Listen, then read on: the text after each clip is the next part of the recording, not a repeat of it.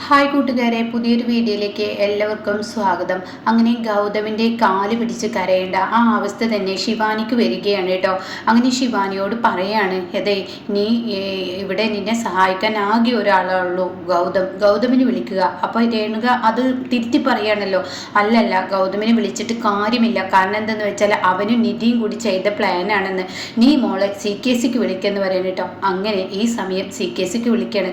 തുടരെ വിളിച്ചിട്ടും CKC phone എടുക്കുന്നില്ല കേട്ടോ. അങ്ങനെ ഈ സമയം വല്ലാത്തൊരു ടെൻഷൻ തന്നെ ഇവിടെ ശിവാനിക്ക് ആവുകയാണ്. അപ്പോൾ വസുന്ധര പറയണേ, എനിക്ക് പറയാനുള്ളത് നിന്നോട് ഞാൻ പറഞ്ഞു, ഇതിൻ്റെ പിറകിലുള്ള ആൾ ആരാണെന്ന് നിനക്ക് വഴിയെ മനസ്സിലാവും. നീ എത്ര CKCക്കും ജ്യോതിർമയ്ക്കും വിളിച്ചിട്ട് കാര്യമില്ല, അവർ ഫോൺ എടുക്കത്തില്ല. അത് നീ ആദ്യം മനസ്സിലാക്കുക. അവരൊരിക്കലും ഫോൺ എടുക്കത്തില്ല, അവർ നിന്നെ ഇട്ട് കഷ്ടപ്പെടുത്തുമെന്ന് പറയാം കേട്ടോ. ഇതേ സമയം ഈ ഒരു വാക്കുകൾ കേൾക്കുമ്പോൾ വലിയ വിലയൊന്നും ശിവാനി കൊടുക്കില്ല. ശിവാനി എന്ത് ചെയ്യും, ഞാനൊന്ന് നോക്കട്ടെ, അവരെടുക്കുമല്ലെന്ന് ഞാൻ നോക്കട്ടെ, എനിക്ക് പോലീസിൽ പരാതിപ്പെടാനും ഒക്കെ അറിയാമെന്ന് പറയണേ. ഇതേ സമയം രേണുക പറയണേ, നീ പോലീസിൽ പരാതിപ്പെടാതെ നീ ആ CKCക്ക് ജ്യോതിർമായി തന്നെ തുടരെ വിളിക്കുക എന്ന് പറയണ കേട്ടോ. ഇതേ സമയം പ്രണവിനെയാണ് കാണിക്കുന്നത്. പ്രണവിൻ്റെ അടുത്തോട്ട് CKC ജ്യോതിർമായി വരുന്ന ആ ഒരു രംഗാണ് കേട്ടോ. ഇത് കാണുന്ന പ്രണവിന് ഒരുപാട് സന്തോഷമാവാണ്.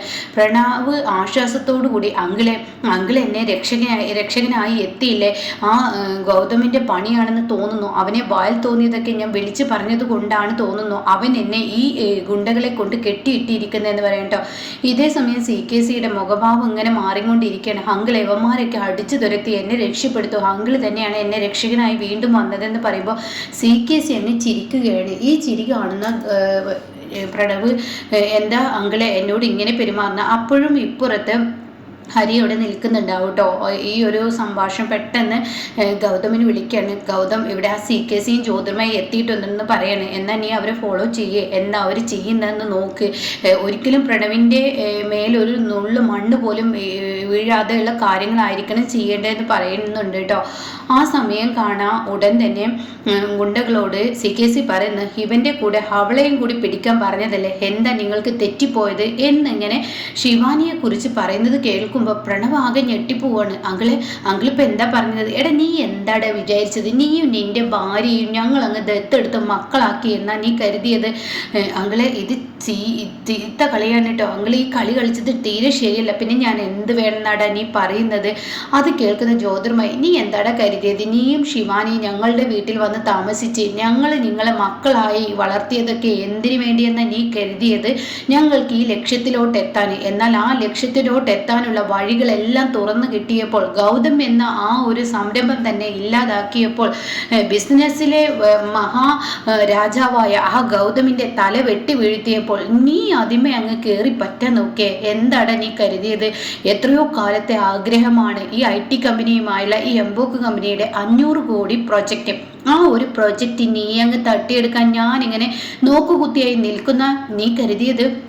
അത് കേൾക്കുന്ന പ്രണവ് ചോദിക്കുക, അപ്പം അങ്കിളാണോ എന്നെ തട്ടിക്കൊണ്ടുപോയത്? പിന്നെ നീ എന്താടാ കരുതിയത്? ഞാൻ തന്നെ, അതെ ആ ശിവാനി എന്ന് പറയുന്നവളെ ഇപ്പോൾ ഈ സമയം ഇവിടെ എത്തിയിരിക്കണം, കൂടെ ആ വസുന്ധരയും കൂടി ഉണ്ടായിക്കോട്ടെ. ആ കുടുംബം തന്നെ ഇനി ഇല്ലാതാവണം, അല്ലെങ്കിൽ അവരിൽ ആരെങ്കിലും വേര് പൊട്ടി ഇനിയിപ്പോൾ ഈ കമ്പനിയുടെ ഈ ഒരു IT കമ്പനിയുടെ പ്രൊജക്റ്റ് തട്ടിയെടുക്കാൻ നോക്കും. അതുകൊണ്ട് അവരെ എങ്ങനെയെങ്കിലും പിടിക്കാൻ നോക്കുമെന്ന് പറയാം കേട്ടോ. ആ സമയം പ്രണവ് ആകെ ഞെട്ടിപ്പോവാണ്. പ്രണവ് പറയാണ്, എന്ത് തന്തയില്ലായ്മയാടാ താനീ കാണിച്ചിരിക്കുന്നത് എന്ന് പറയുമ്പോൾ, എടാ നീ എൻ്റെ തന്തയ്ക്ക് വിളിക്കുന്നോ? നീ എന്താടാ വിചാരിച്ചിരിക്കുന്നത്? നീ എന്ത് ഇല്ലായ്മയാടാ കാണിച്ചിരിക്കുന്നത്? ഈശ്വരമംഗലത്തെ പ്രണവ് ഗോപിനാഥൻ എന്നിങ്ങനെ പറയുന്നുണ്ടല്ലോ.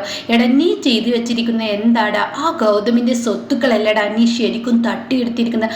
ആ പാവം ഗൗതമിൻ്റെ സ്വത്തുക്കളെല്ലാം നീ കൈക്കലാക്കിയിരിക്കില്ലടാ. നീ അത് തന്തയില്ലായ്മയല്ലേ ചെയ്തത്?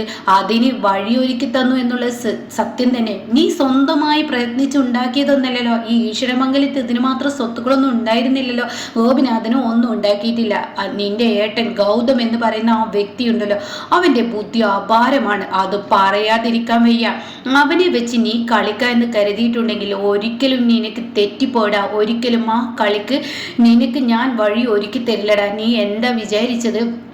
അവൻ ആരും അറിയാതെ ഈശ്വരമംഗലം ഗ്രൂപ്പിന് വേണ്ടി അവനൊരു കൺസിലറായി ഒപ്പിട്ട് കൊടുക്കുകയും എന്നിട്ട് നീ അതെല്ലാം ഏറ്റെടുത്ത് അത് കേൾക്കുന്ന നിങ്ങൾ എന്തപ്പോൾ പറഞ്ഞത്? അതെ, നീ വെറുതെ അങ്ങ് നിന്റെ ബിസിനസ് കണ്ടും നിന്റെ പണം കണ്ടും അല്ലടാ, ആരോ ഉണ്ടാക്കിയ പണം കണ്ടിട്ടല്ലടാ നിനക്ക് IT കമ്പനി ഈ പ്രൊജക്റ്റ് തന്നിരിക്കുന്ന ഗൗതമിന്റെ വാക്കാടാ ഞാൻ അന്വേഷിച്ചറിഞ്ഞു.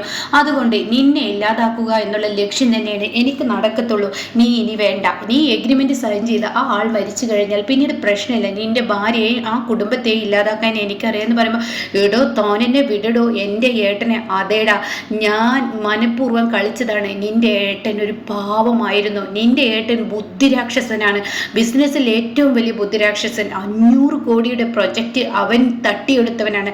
അവൻ്റെ ആ പ്രൊജക്റ്റ് എനിക്ക് കിട്ടാൻ വേണ്ടിയാണ് നിന്റെ കുടുംബത്തെ ഞാൻ തകർത്തത്. അതിന് ഒത്തൊരു ഭാര്യയെ നിനക്ക് കിട്ടി, ശിവാനി എന്ന പെണ്ണിനെ കിട്ടിയത് കൊണ്ടാണ് നീ ഞങ്ങൾക്ക് നിന്റെ വീട്ടിലോട്ട് എത്താനുള്ള ആ വഴി ഒരുക്കിയത്. നീ ബുദ്ധിയില്ലാത്തവനാണ്. ഈ ഈശ്വരമംഗലത്തെ ഗോപിനാഥിന് പിറന്നത് ബുദ്ധിയില്ലാത്ത ഒരുത്തനാണ്. എടോ താൻ എന്താടോ എന്നെ പറയുന്നത്? എന്താടോ ഞാൻ പറയുന്നതെന്ന് നിനക്ക് നല്ല വ്യക്തമായിട്ട് അറിയില്ലേ? ഞാൻ പച്ച മലയാളമാണ് പറയുന്നത്. അപ്പോൾ ജ്യോതിർമായി പറയണേ, നീ ഒക്കെ വിചാരിച്ചത് എന്താ? നിന്നെയും നിന്റെ ഭാര്യയെയും നിന്റെ ഭാര്യ തുടരെ വിളിച്ചും കൊണ്ടിരിക്കുന്നത് അവളുടെയൊക്കെ വിചാരം എന്താണ്? അവളുടെയൊക്കെ വിചാരം ഞാനിങ്ങനെ വിളിക്കുമ്പോൾ നിന്നെയൊക്കെ സഹായിക്കാൻ ഇനി ഞങ്ങളുടെ മക്കളാണെന്നാ നിങ്ങളുടെ കരുതൽ? എന്ന ഒരു മക്കളും അല്ലടാ, ഞങ്ങൾക്കൊരു ലക്ഷ്യമുണ്ട്. ആ ലക്ഷ്യത്തിലോട്ടുള്ള വഴിയായിരുന്നു നിങ്ങൾ 2 വാഴകൾ. ആ വാഴയെ ഇപ്പോൾ വെട്ടിമാറ്റി. ആ വാഴയെ വെട്ടിമാറ്റിയത് കൊണ്ട് തന്നെ ഇനി ഞങ്ങളുടെ ലക്ഷ്യത്തിലോട്ട് എത്താമെന്ന് പറയാം കേട്ടോ. അപ്പോൾ ഈ സമയം പ്രണവ് എടോ താൻ എന്താടോ പറയുന്നത്? അപ്പോഴും CKCക്ക് ശിവാനി ഇങ്ങനെ വിളിച്ചും കൊണ്ടിരിക്കുകയാണ്. ആ സമയം CKCക്ക് തുടരെ വിളിക്കുമ്പോൾ CKC ഫോൺ എടുക്കുകയാണ് കേട്ടോ.